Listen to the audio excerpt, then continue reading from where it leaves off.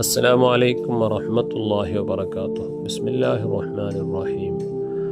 ബഹുമാനപ്പെട്ട സുലൈമാനുദ്ദാറാനി റളിയല്ലാഹു അൻഹു വലിയൊരു മഹാനായിട്ടുണ്ട്. അദ്ദേഹം ചെല്ലു ഒരുനാൾ കഠിനമായ ചൂടുള്ള സന്ദർഭത്തിൽ നോമ്പ് പിടിച്ചിരുന്നു. അങ്ങനെ ക്ഷീണത്തിൽ നാം ഇറങ്ങിയപ്പോൾ സ്വപ്നത്തിൽ ഒരാൾ വന്നിട്ട് നിന്നിട്ട് ചെന്നിട്ടുണ്ടു, തബിയു സവാബ സൗമിക ബി മിയത്തി അൽഫി ദീനാർ. അല്ല സുലൈമാനുദ്ദാറാനി തങ്ങളെ, നിങ്ങൾ പിടിച്ചതായ ഈ നോമ്പുണ്ടല്ലേ, ഈ നോമ്പിടെ നക്ക് നിങ്ങൾ അതിൻ്റെ സവാബിടെ വിത്ത് തണ്ടാറാ, നിങ്ങൾക്ക് നാളെ 1,00,000 ദീനാർ തന്നെ. അപ്പോൾ സുലൈമാനുദ്ദാറാനി ചൊല്ലുത്ത് ലാ അബിയു സവാബ ബി ദുനിയാ മാഫിയ.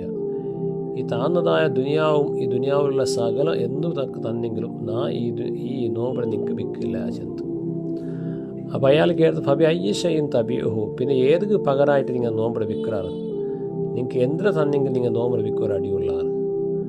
അപ്പോൾ അദ്ദേഹം ചെന്ന് വലാക്കിൻ അബിഹു ബിൻ നളരി ഇലൽ മൗല, ഈ നോമ്പു ഞാൻ പിന്നെ നൻ്റെ റബ്ബായ ഹാലിക്കും മാലിക്കായ അള്ളാഹുടെ കാണുകയും അള്ളാഹുടെ ദർശിക്കണു ചൊല്ലേ ആ ഉദ്ദേശം വെച്ചിട്ടില്ലായിട്ട് ഞാൻ ഈ നോമ്പ് നോക്കി. അതുകൊണ്ട് അള്ളാഹുടെ ലിക്കാഗ് പകരമായിട്ട് ഞാൻ ഈ നോമ്പിടെ വിൽക്കട വേണമെങ്കിൽ ചെന്ന്. അപ്പോൾ അദ്ദേഹം ചെന്ന് സും ഫസൗഫ തറാഹു ഇൻഷാ അള്ളാഹ്, എങ്കിൽ നിങ്ങൾ നോമ്പ് കണ്ടിന്യൂ ആക്കും ഇൻഷാ അള്ളാഹ്, റബ്ബിടെ കാണാനുള്ള അവകാശം നിങ്ങൾക്ക് കിട്ടുമോ ചെന്ന്. അപ്പോൾ നോക്കൂ, നോമ്പുകൾ സവാബും അത് അള്ളാഹുടെ കാണാനായിരിക്കണം. അതുകൊണ്ടായിരിക്കും അള്ളാഹു ചെന്ന സൗമുലി വന അജിസി ബിഹി, നോമ്പ് ചെല്ലത് നക്കുള്ള ഇബാദത്തായിരിക്കണം, അതൊക്കെ പ്രതിഫലം ഞാൻ കൊടുക്കണേണ്ട.